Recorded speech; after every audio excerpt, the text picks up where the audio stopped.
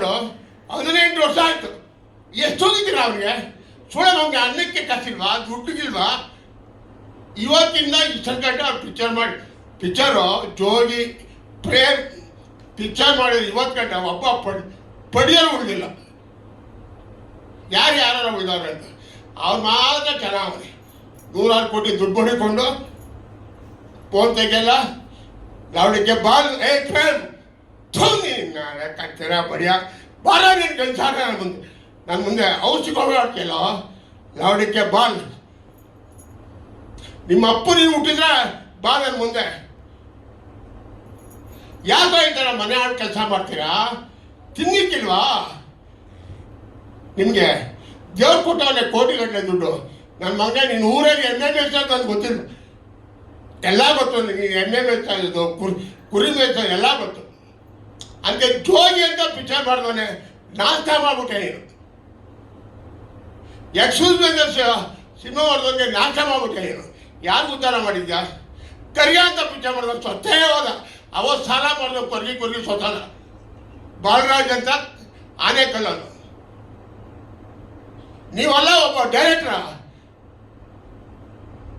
ನಿಮ್ಗೆ ನಾಚಿಕೆ ಏಚಿಕೆ ಏನಿಲ್ಲ. ಏನು ದುಡ್ಡ ಒತ್ಕೊಂಡ ಹೋಯ್ತೀರಾ? ಇದೆಲ್ಲ ನೀವು ದಯವಿಟ್ಟು ಬರೀಬೇಕು. ಹಿಂಗೆ ಬರೀರಿ ಸ್ವಾಮಿ, ನಾನೇ ಹೇಳ್ದ ಅಂತ ಬರೀರಿ.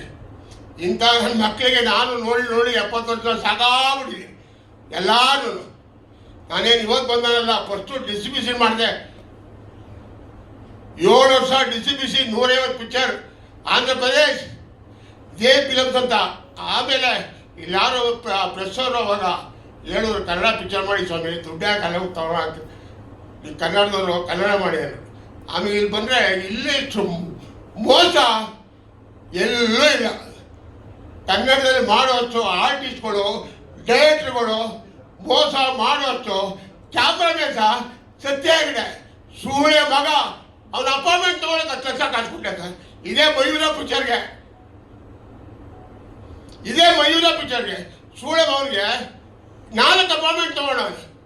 ನಮ್ಮ ದುಡ್ಡು ಕೂಡ ಕಷ್ಟ ಡೈರೆಕ್ಟ್ರು ಸೋತೋದ, ಅಪ್ಪು ಸೋತೋದ ಅಂದ್ರೂ ಸೂಳೆ ಮಗ ಈಗ ಆಗ ಮೊನ್ನೆ ಹೋಗು ನನ್ನ ಮಗನೇ ಒಂದು ವಾರದ ಯಾರು ಸಾಯ್ತಾರೆ ಹೋಗು ನಿಮ್ಮ ಮನೇಲಿ ಇದೆ ಒಂದು ತಮ್ಮ ಸೋತೋದ.